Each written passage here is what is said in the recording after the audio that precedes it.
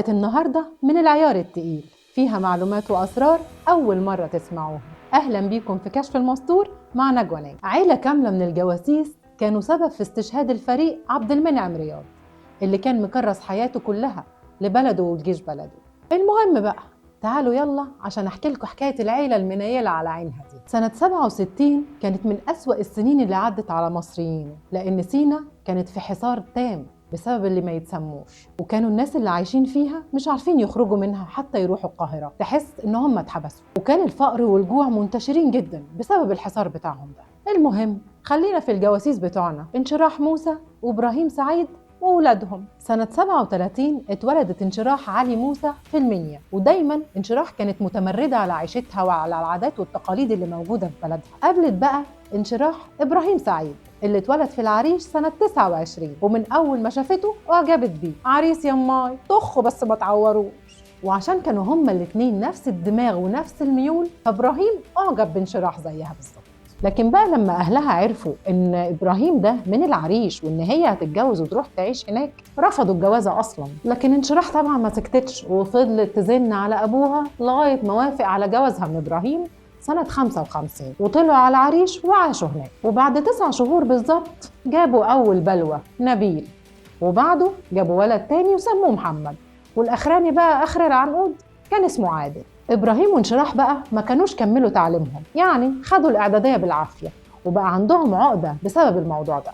وفعلا اتفقوا الاتنين إن هم يعلموا عيالهم، بس منين؟ ده هم أصلا مش قادرين يصرفوا على نفسهم أكل وشرب، فقرروا إن هم يبعتوا عيالهم لعمهم في القاهرة عشان يتعلموا هناك، وده كان سنة 63. وفي شهر أكتوبر سنة 66 اتقبض على إبراهيم في قضية رشوة واتسجن 3 شهور جنحة يعني. وبعد ما خرج إبراهيم من السجن الدنيا كانت بايظة معاه على الآخر، لأنه طبعا اترفد من شغله ومعهوش فلوس ولا قادر يصرف على نفسه ولا على انشراح. وكملت خالص بقى يا سيدي لما قامت النكسة سنة 67 واتحبسوا هم في العريش وولادهم في القاهرة. انشراح وإبراهيم طبعا كانوا عايزين يشوفوا ولادهم، وإبراهيم فضل رايح جاي على مكتب الحاكم العسكري للي ما يتسموش، وكل مرة كانوا بيرفضوا التصريح بتاعه ويقولوا له يلا روح من هنا مفيش تصريح. لغاية ما في يوم إبراهيم خرج عن شعوره وفضل يزعق ويعلي في صوته ويقول لهم حرام عليكم، مش كفاية أنا قاعد من غير شغل ومفيش أكل ومفيش فلوس،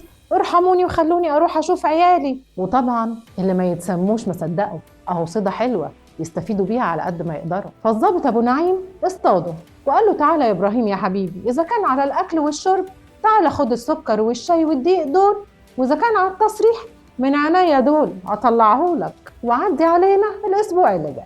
إبراهيم بقى قعد شوية حلوين يحمل في التموين من مكتب إخواننا البعضة. لا بقى دول ناس زي الفل وطيبين قوي، وفعلا طلعوا له التصريح إن هو يسافر هو وانشراح يشوفوا ولادهم في القاهرة. بس أبو نعيم ما سابهاش تعدي كده، ده طلب منه طلب صغير كده وقال له إيه يا إبراهيم يا حبيبي وانت في القاهرة أنا عايزك بس تجيب لي إيه أسعار الفاكهة والخضار والزيت والسكر والشاي وإحنا هنشوفك.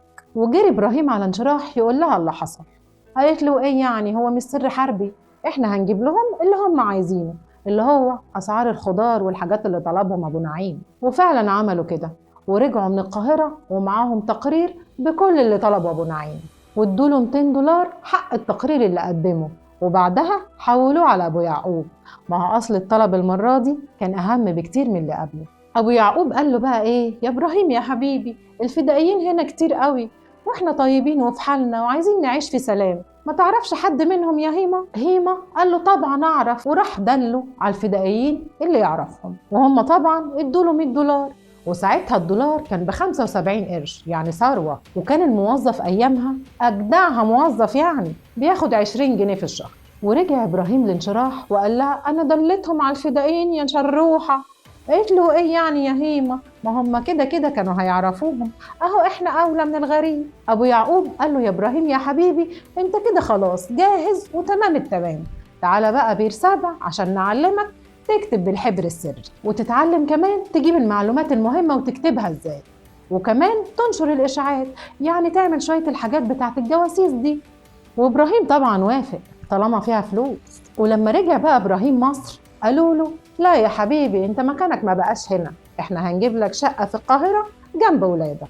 ومش عايزين منك غير شوية معلومات، حاجات بسيطة يعني. وبالفعل يوم 19 نوفمبر سنة 67 اتنقلوا على القاهرة وقعدوا في الأميرية، منطقة شعبية أهو يستخبوا وسط الناس الكتير ويعرفوا يلموا المعلومات اللي هم عايزينها. وعشان بقى تعرفوا بقية الحكاية خليكم معايا الحلقة اللي جاية.